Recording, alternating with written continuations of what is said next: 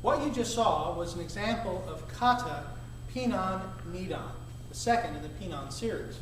Right now, what I'm going to do is walk through each move of kata Pinan Nidan, showing you how you can use each move in self-protection. The first move in kata Pinan Nidan is you would step out into a kibadachi stance and do a down block. And the way you do that, you do it actually with your left hand. You'll step out, chamber, looking this direction, and you're going to down block here. For the purpose of the video, I'm actually going to start showing it with my right arm first rather than my left arm. And I want you to remember, anytime you do a kata, when you do the same thing on your left as you do on your right, what you're doing is you're producing the ability to do it on both sides. You're making yourself ambidextrous, where you can do it as well on your left as you can with your right. So it doesn't matter. The same thing I'm showing you on my right side, you can translate to your left side. So beginning with the downward technique. We're going to start from a same side wrist grab. Oftentimes a person will come up and they'll grab your wrist just like this. The other hand is cocked, ready to go. Now, I'm going to bring the hand up to this position. While I'm stepping in, I'm protecting myself here, and I'm going to drop my elbow against his elbow, just like this. So this is the very first part of this motion. Stepping down, I'm sinking low into the position, and now I can extend my hand, and I can catch him on the back of his ribs. There are points here. I just go, I would come across, he grabs, come across, strike, strike, here. Now, in the kata, we see that not only do I do this and go down, but I then go into a cat stance and I roll up into a hammer fist. Well, this flows very well in that technique. If he grabs me here and I come across, strike down, and then I turn my position, he is in position to be hit right in the back of gallbladder 20, right here. I've already set him up. If I've hit large intestine, spleen, gallbladder. And that's the explanation for down block to a hammer fist strike. You follow that up with a lunging punch, and of course you can deliver that punch wherever you would like. If you're here, strike, strike, strike. However you'd like to do that. After you've done down block, hammer fist, punch, down block, hammer fist, punch, you'll be going forward. The forward attack, you'll be doing a high block. There are various levels of ways that I could teach the high block technique in the Bunkai. Because this tape is basically being made for beginners, all of the Bunkai I'm doing is basic Bunkai. What you would need to simply pass the test, to simply show that you have an understanding of this kata.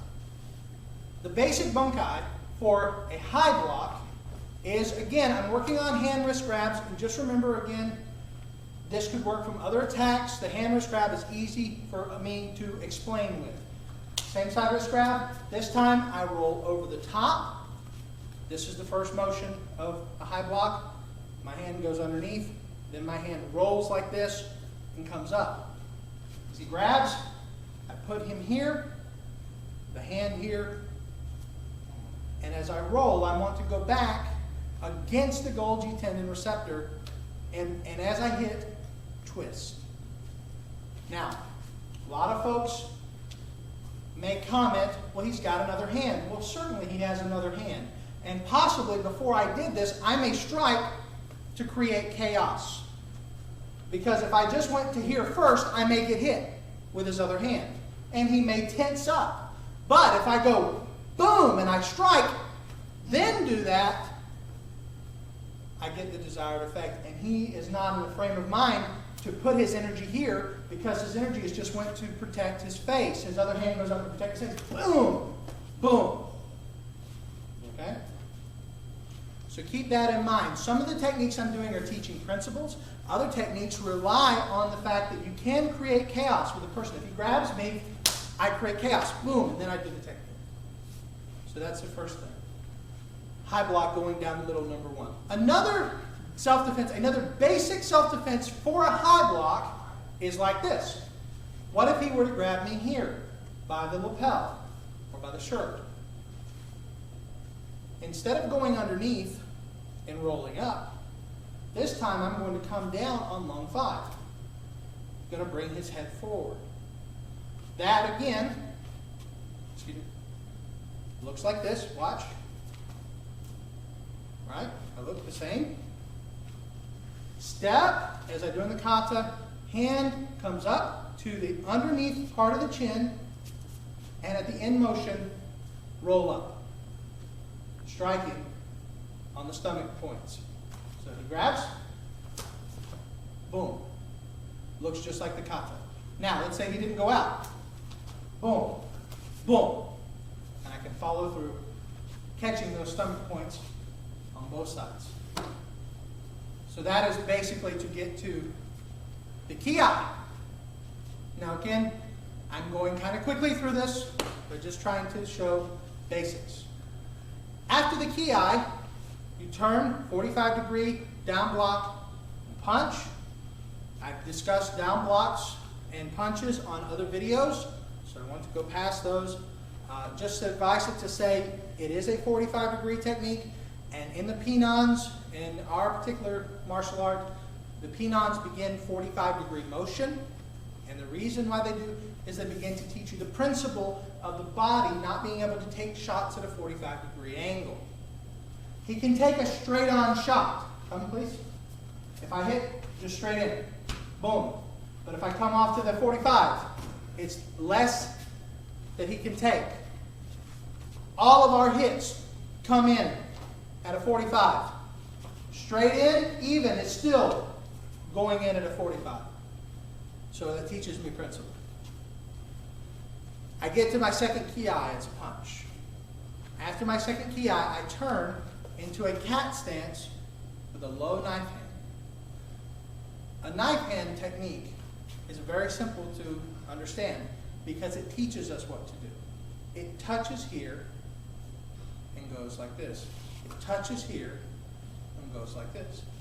Well, if you touch yourself on the body, you can feel confident that the person who invented that kata is teaching you something. The person who invented that kata is teaching you where they want you to strike. If I touch here and do this, I'm touching on lung point 5. I'm also near large intestine on the other side.